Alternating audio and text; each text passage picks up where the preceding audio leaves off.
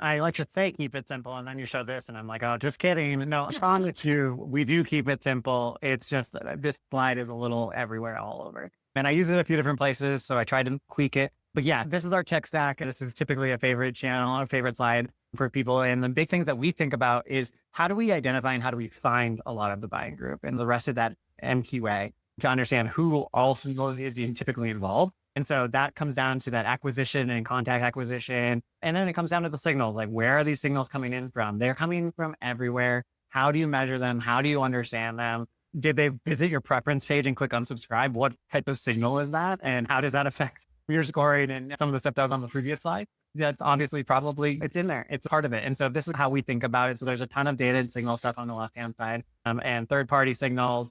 I think we talked about it multiple different times, and it's something that I harp on constantly is in today's world with AI, there is a ton of great third-party signals all over the place. We know XYZ changed jobs. This person moved this company. They got acquired by a PE firm. This is their tech stack. All of that is out in the world. It's a great tool, and you should use it to fill in areas that you don't understand. But where we see a lot of the best bang for our buck right now is our first party signal. So is there emails? Is there Salesforce information that we have on them? Did they evaluate us previously? Did they work at a place that evaluated us or had us previously? Are they currently working? Maybe someone on their team has used us at another company. That is stuff that like really you're only going to see in your own CRM or your own product activity data or those types of things.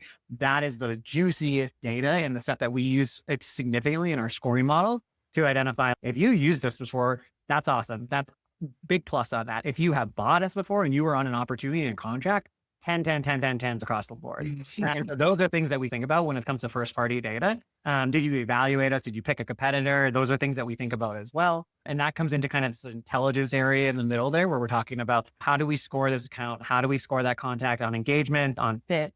How did they buy us previously? Did they not buy us? What's their demographic? How many employees do they have? Stuff like that. And then personalization is very common for us. We use a lot of different personalization tools, and then it follows into the outbound kind of AE tech stack on the top, and then a lot of the marketing kind of tech stack on the bottom. And those are the motions on how we think about building the buying community and understanding like the bread and butter where we see a ton of value, as I mentioned, is in the first party information, because that is yours. Nobody's going to go and know that Brandy bought Sendoso at another company. Nobody knows that unless Brandy goes and says it somewhere. And then like they go and scrape everything she's ever said in the world and then compare it, which is like pretty hard and challenging today. So the first party data is a true unlock. And I think it allows you to understand your buying group and your buying committee and stuff pretty well. But I'm also speaking, that is like 6 versions in the future of an MQA. You don't start, we have gone through this evaluation many different times. You don't need to start with that information. You can start with who are the people that we need in this buying group and then advance upon that. Like this is a little bit more, it's a lot versus keeping it simple, but it's a lot of, we've evaluated this on multiple different rounds, I would guess.